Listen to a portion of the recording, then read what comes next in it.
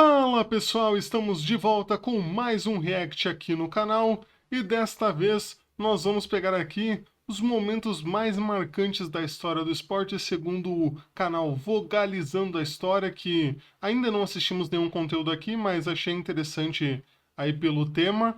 É um vídeo mais antigo, já de 2 anos atrás, não que eu acho que tenha mudado algum momento histórico do esporte nesse período, mas temos que ter aí esse distanciamento, né, de 2 anos, aliás, 2 anos não, né, 2 anos e mais um pouquinho aí, porque aparentemente é do final de 2022, né, antes da Copa do Mundo.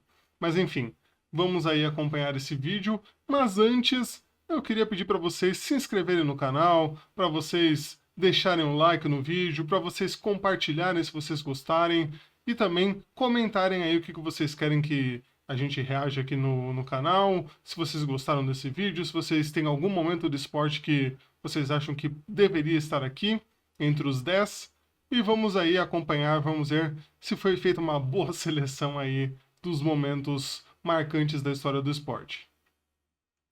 O esporte tem o poder de unir as pessoas. E sabendo que a Copa do Mundo, um dos eventos esportivos mais importantes do mundo, tá chegando, a gente resolveu fazer uma lista com os momentos mais importantes da história do esporte. Pode ser dentro e pode ser fora do campo também. O que importa é ter o esporte envolvido. E claro, tu tens todo o direito de discordar. Então já faz o seguinte, comenta aqui embaixo quais tu acha que são os eventos mais importantes do esporte pra ti. E eu faço um agradecimento especial aqui ao meu grande amigo Luiz Felipe Erdmann, um verdadeiro craque da bola que me ajudou a escrever esse roteiro. Então, sem mais delongas, vamos aí para a nossa lista. Para começar a nossa lista, a gente vai falar de uma das mais improváveis vitórias de todos os tempos. No ano de 1980, as Olimpíadas de Inverno estavam acontecendo nos Estados Unidos, em Lake Placid, e poucas modalidades tinham um favorito tão bem definido quanto o hóquei no gelo. Das últimas 6 Olimpíadas, a União Soviética tinha ganhado ouro em 5 delas, então os caras chegaram nos Estados Unidos com a medalha já quase no peito. O time dos caras era composto por atletas com uma vasta experiência internacional e que já jogavam juntos há bastante tempo, o que até gerou certa controvérsia, porque tinha quem defendesse que eles não poderiam participar das Olimpíadas. Mas o Comitê Olímpico Internacional permitia, porque na União Soviética eles não eram considerados profissionais, embora na prática eles fossem. O time dos Estados Unidos, comandado pelo treinador Herb Brooks, era jovem, talvez o mais jovem da história do hóquei no país. E quando chegou na rodada de medalhas, a rivalidade, que já era grande por causa da Guerra Fria, ficou maior ainda quando os Estados Unidos e a União Soviética terminaram o primeiro tempo empatados em 2-2. Só que no segundo tempo a União Soviética passou a liderar por 3-2, o que todo mundo ali já esperava que fosse acontecer. Mas surpreendentemente, no terceiro tempo e o último, os Estados Unidos virou para 4-3 e conseguiu segurar o resultado até o final. Foi uma das mais surpreendentes vitórias de todos os tempos, ninguém acreditava que isso seria possível e até o narrador da ABC fez a pergunta: você acredita em milagres? E respondeu com um efusivo sim. 10º lugar para o milagre no gelo. O nosso 9º lugar... A gente não sabe tanto, né, dos esportes de inverno, né? Não é tão difundido aqui pro brasileiro, né? Mas é um grande momento aí, essas hegemonias que acontecem no esporte no geral, né? Difíceis de serem quebradas, e essa foi realmente impactante aí, como ele falou, né? Ganhou todas as últimas Olimpíadas, e aí chegou ali o time desacreditado americano e ganhou da União Soviética, né? Então a gente vê como até nos esportes de inverno aí que a gente não tem dado esse valor, né, aqui no Brasil, por razões, né, de ser um país tropical, a gente tem essas histórias. Eternizou uma das mais famosas imagens da história do esporte. Muhammad Ali foi um dos mais importantes atletas do século XX, e a gente poderia aqui falar da luta do cara contra o George Foreman lá no Zaire. Mas o momento mais famoso de Muhammad Ali aconteceu quando ele derrotou Sonny Liston com menos de 2 minutos de luta e manteve o cinturão dos pesos pesados. O Sonny levou um porradaço de direita no queixo que ninguém viu de onde é que tinha vindo. Nem a galera na arquibancada viu o golpe acontecer. Foi tão rápido que foi chamado de golpe fantasma. Muita gente na época achou que tudo aquilo tinha sido armado e começou até a vaiar a luta depois que ela acabou. Hoje, ela é muito mais lembrada por causa daquela imagem do Muhammad Ali com a mão no peito, chamando o Sonny Liston pra voltar pra luta e o cara caído no chão. Um baita momento. Sensacional. Essa luta do Zaire, que eu acho que hoje é o Congo, se eu não estou enganado, foi muito marcante pela grandiosidade, né? De o ditador e tal lá chamar os dois, contratar, fazer todo um evento, toda uma promoção, eles ficarem dias lá, né? Para promover a luta e tudo mais, e né, ser um grande confronto, mas esse aí dele, dele ganhar com 2 minutos é que o Ali era um cara absurdo assim pro boxe, né? Eu não sou um grande entendedor do boxe, mas o que já pude consumir é que ele era absurdo e tinha muita personalidade, né? Quando estava ali no, né, tanto dentro quanto fora do ringue, né? A gente sabe que ele foi muito importante também fora, né? Com outras lutas sociais, né? Mas essa foto é absurda, assim, quem tirou, sensacional.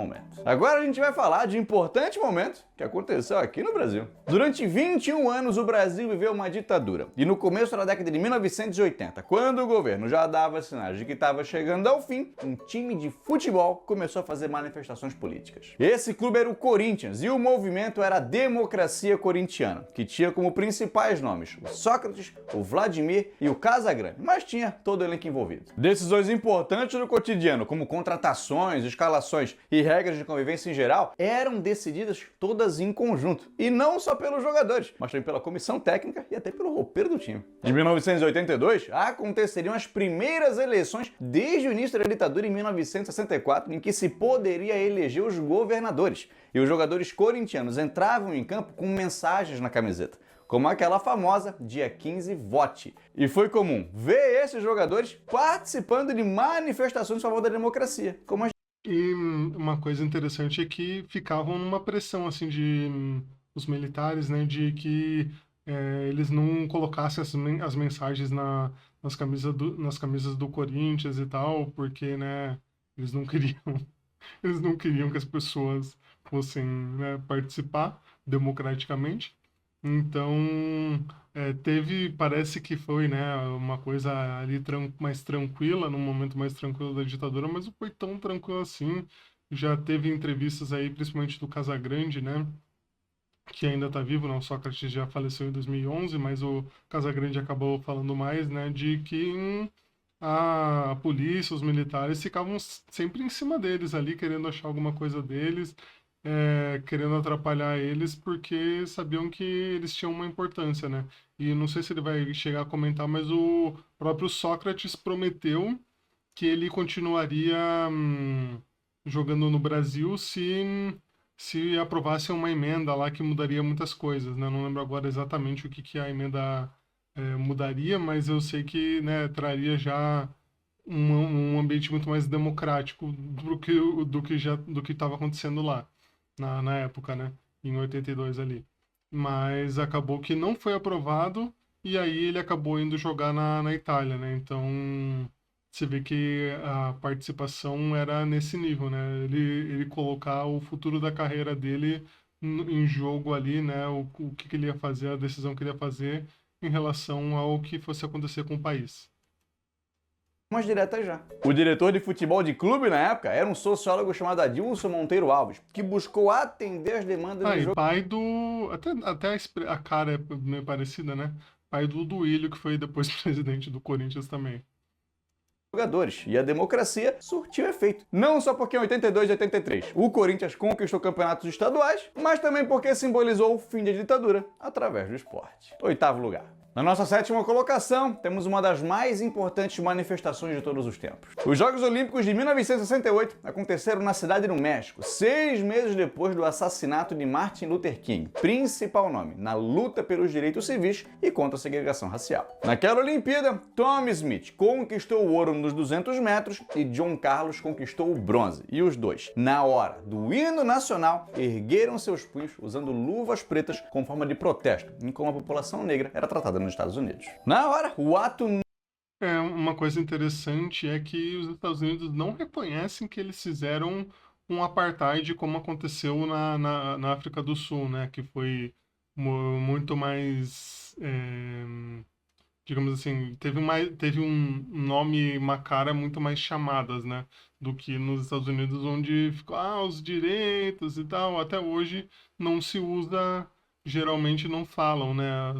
Os americanos não falam em apartheid, mas foi um apartheid, né, que limitava o acesso, limitava direitos, limitava muita coisa da população negra, né? Então, essa luta dos atletas, dos Panteras Negras, do Martin Luther King foram fundamentais, né? E tantas outras figuras, né? Eu não vou lembrar agora o nome daquela mulher que foi muito símbolo da luta do lugar no ônibus, que ela não quis dar o lugar no ônibus para pessoa branca, e aí ela se tornou uma ativista por causa disso, né? Por causa desse gesto.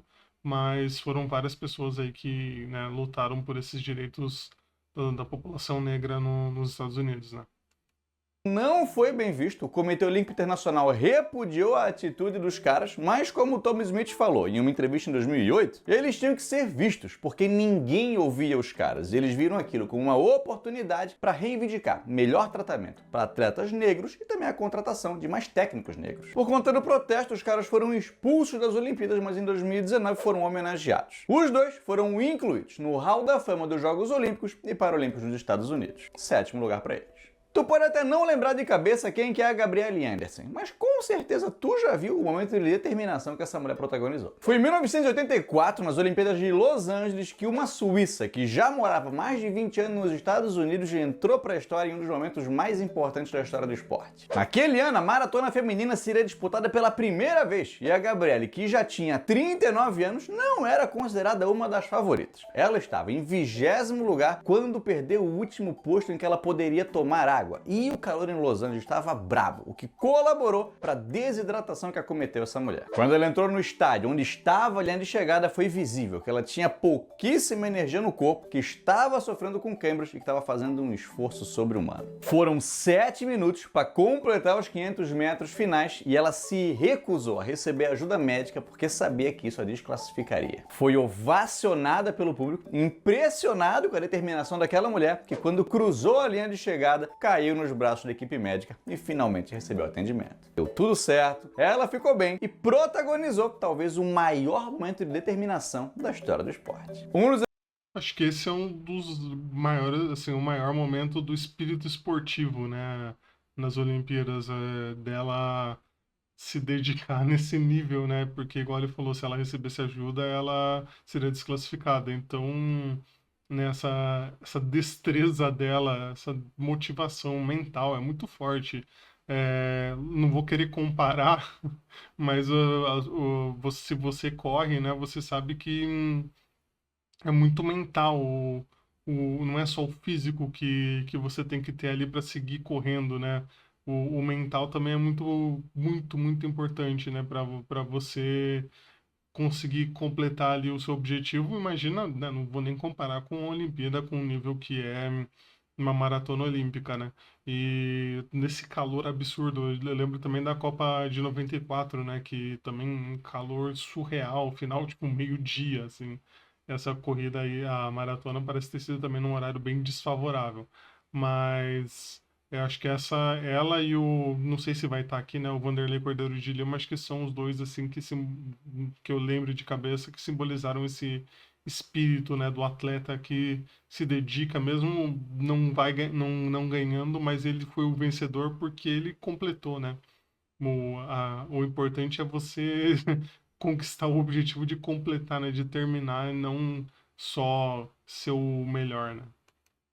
Um dos eventos mais marcantes da história das Olimpíadas foi quando a Baby Bikila ganhou a primeira medalha olímpica para o continente africano. Isso aconteceu nos Jogos Olímpicos de 1960, em Roma, na Itália. O Bikila completou a maratona em 2 horas e 15 minutos e fez isso descalço, meu amigo. O cara fez isso de pé no chão. Outra coisa interessante dessa vitória é que o Bikila é etíope e a Itália havia tentado conquistar a Etiópia na época de Mussolini. Travou uma violenta guerra no país e tirou de lá, por exemplo, o obelisco de Aksum, muito importante para a África, e que o Bikila, correndo a maratona, passou na frente dele. Houve quem dissesse na época que foi necessário 1 milhão de soldados italianos para invadir a Etiópia, mas só um soldado etíope para conquistar a Itália. Ele ganharia ainda a medalha de ouro nas Olimpíadas seguintes, em Tóquio, mas dessa vez correu de tênis. O Bikila se tornou um herói nacional, mas o fim dele foi triste, porque o cara se envolveu num acidente de carro e nunca mais andou. Em 1973, por conta de problemas de saúde ocasionados pelo seu acidente, ele acabou falecendo, aos 41 anos de idade. 5º lugar pro cara. O nosso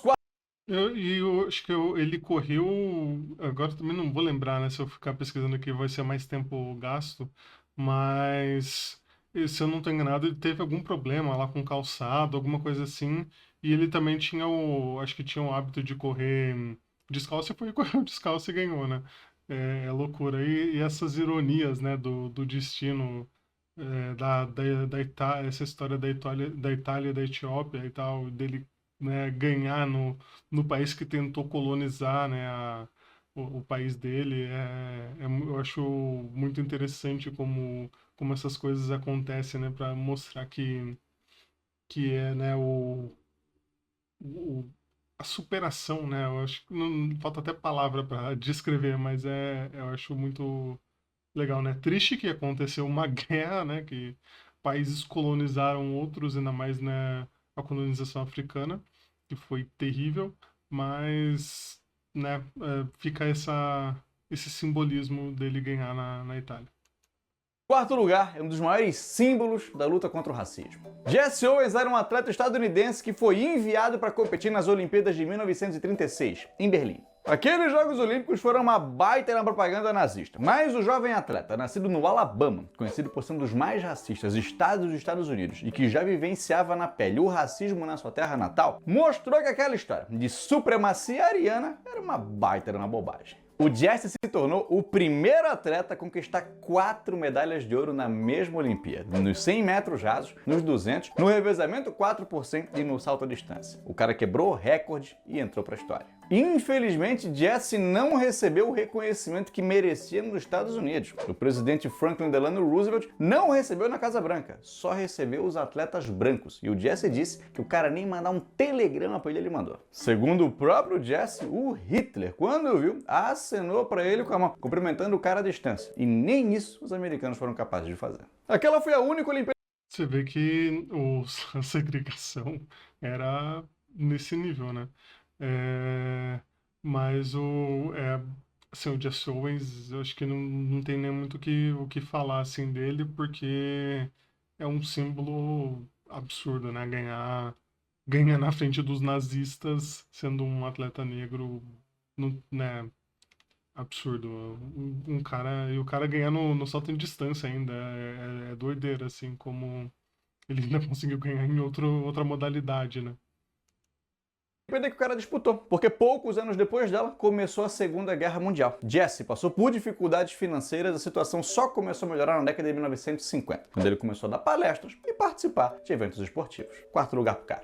Um dos eventos mais sombrios da história do esporte está no nosso terceiro lugar. Durante a Segunda Guerra Mundial, em 1941, a União Soviética foi invadida. E no território ucraniano, o futebol era uma paixão. Então os alemães, tanto para mostrar simpatia e para mostrar que eram muito melhores de bola que os ucranianos, permitiram que alguns campeonatos de futebol acontecessem. O time de maior tradição na Ucrânia naquele momento era o Dinamo de Kiev. E alguns jogadores dessa equipe montaram outro time, o Star, que era quem mais estava tendo destaque nessa nova competição. Os alemães, para baixar a bola dos ucranianos, mandaram para lá o time de uma unidade militar, o PGS, que deveria dar uma lição nos ucranianos. Mas os caras perderam de 6-0. Não aceitando a derrota para uma equipe considerada inferior, com jogadores mal nutridos por conta das dificuldades do período, os alemães marcaram uma nova partida. Dessa vez, a equipe Flakelf seria composta por membros da Luftwaffe, a Força Aérea Alemã. Só que os caras perderam de 5-1. Mas que beleza, hein? E é aí que a gente chega no dia 9 de agosto de 1942, no estádio Zenit, quando aconteceria a revanche. O juiz da partida era um oficial nazista que dizem que antes dela começar, instruiu os jogadores ucranianos a fazer a saudação nazista, o que os caras negaram. E o que se viu foi um jogo em que a arbitragem ignorou todos os atos de violência dos alemães e colaborou para que os nazistas ganhassem. Mas mesmo assim, os caras não ganharam. O Start conseguiu ganhar de 5-3. A partida foi vista como um ato de resistência à dominação alemã e os jogadores ucranianos sofreram represálias. Alguns jogadores foram presos pela Gestapo, acusados de fazerem parte da polícia secreta soviética, e outros foram até torturados. É difícil saber o que aconteceu exatamente com cada um daqueles jogadores, mas cada um que estava naquele campo do lado ucraniano se tornou um símbolo de luta contra o nazismo. Tem um filme É sensacional. Eu vou deixar ele falar aqui que. sobre esse jogo, com o Pelé e o Sylvester Stallone. Perdão? É um filme. Eu ia falar que desse filme, pensando que foi inspirado, né? Não tinha certeza que era essa a história, mas como ele falou agora, é um filme, olha, a história, lógico, né, é muito bonita, né, dos caras que foram contra o nazismo até o limite, né? Porque foram muito ameaçados ali de morte e de outras consequências, e realmente aconteceu, né? Deles sofrerem retaliação por ganharem do time nazista, com um juiz nazista, com tudo armado para os nazistas, né? Mas, mas esse filme é qualquer coisa, assim, é uma loucura que fizeram. Mas um dos filmes feitos por Pelé, né? É qualquer coisa. E aí o Stallone era pra ser o herói do time, só que ele era muito ruim de bola. E aí botaram ele como goleiro. Tanto que montaram um diálogo no filme, eu acho que você seria um bom goleiro.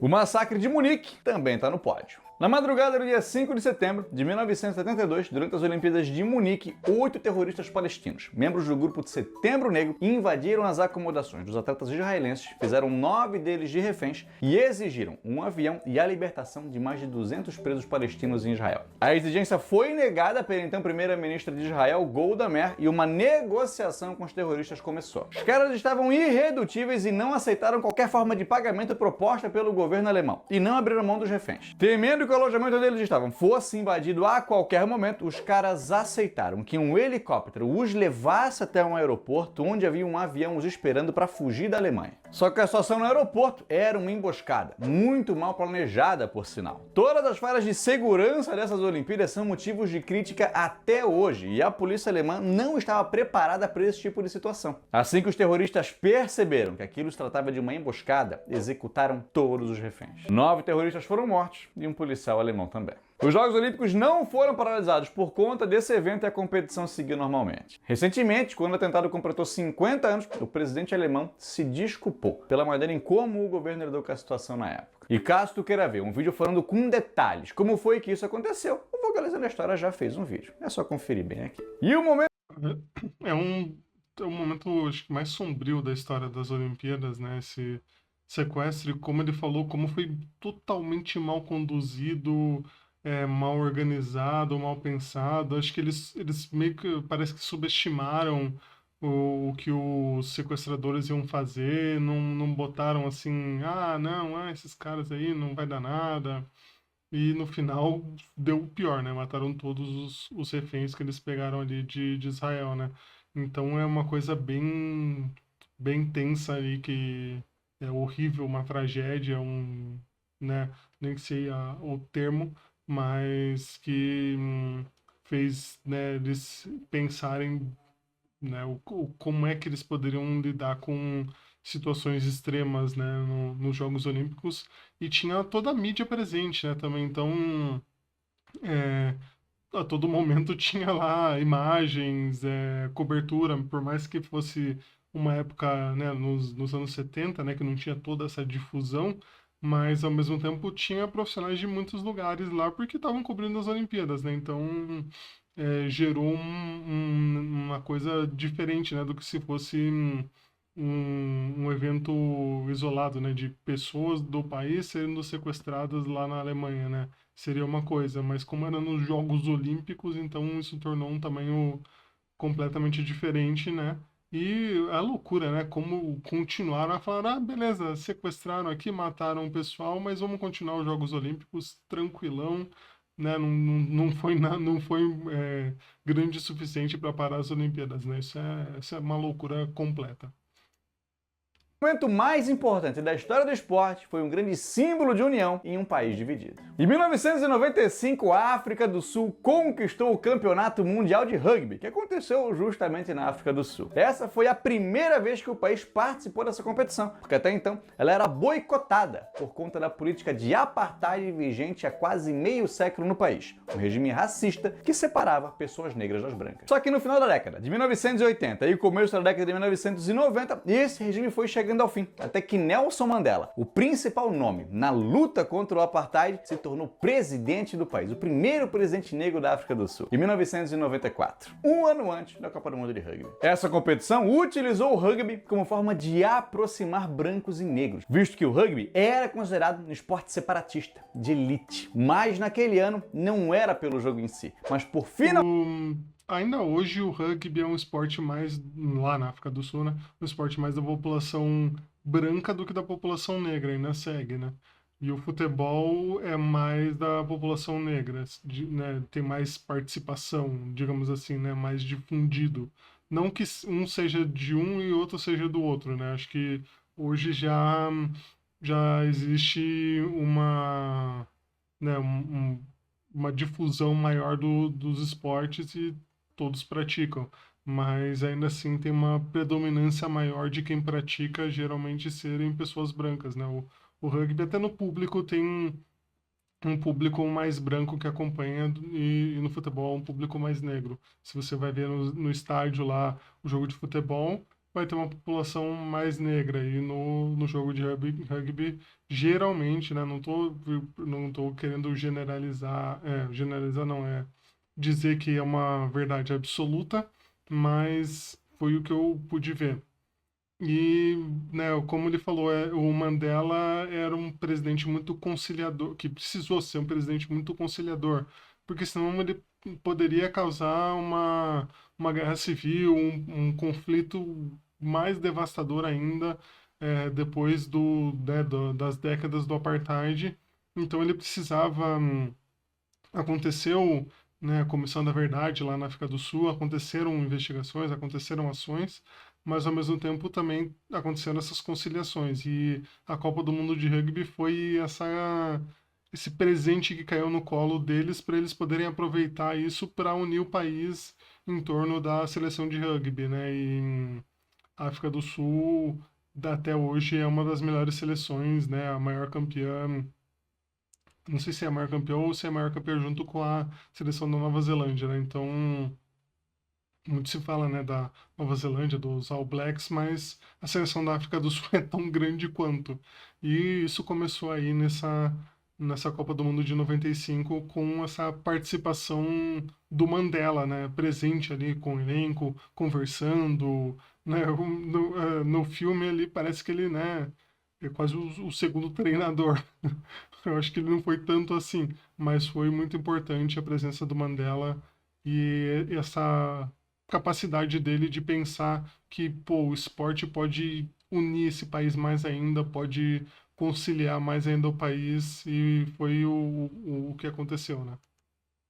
Finalmente, brancos e negros poderem estar juntos nas arquibancadas e dentro do campo. Na final, os sul-africanos derrotaram a seleção da Nova Zelândia por 15-12. E quem entregou a taça ao capitão da equipe foi o próprio Nelson Mandela, que agradeceu ao capitão pelos esforços da seleção, mas também foi agradecido pelos seus esforços em acabar com o apartheid. O capitão usou a própria história do Mandela para motivar a sua equipe. E em 2019, quando a África do Sul mais uma vez conquistou o Campeonato Mundial de Rugby, o cara disse que essa vez foi ainda mais especial, porque agora a seleção estava mais identificada com a África do Sul. O que não teria sido possível se aquela barreira não tivesse sido quebrada em 1995. Faltou falar de um monte de coisa. A gente não falou de quando Nadia Comaneci conquistou o ouro olímpico tirando a nota 10 na ginástica. A gente poderia ter falado do desastre de Le Mans, da morte do Ayrton Senna. Não falamos de quando Mike Tyson mordeu a orelha do Evander Holyfield. Não falamos do 7-1. A gente não falou da final da Champions League, quando o Liverpool consegue uma virada histórica em cima do Milan. Não falamos do julgamento de O.J. Simpson, da mão de Deus do Maradona e da partida de tênis entre Bobby Riggs e Billie Jean King, que foi um marco na luta contra o machismo no esporte.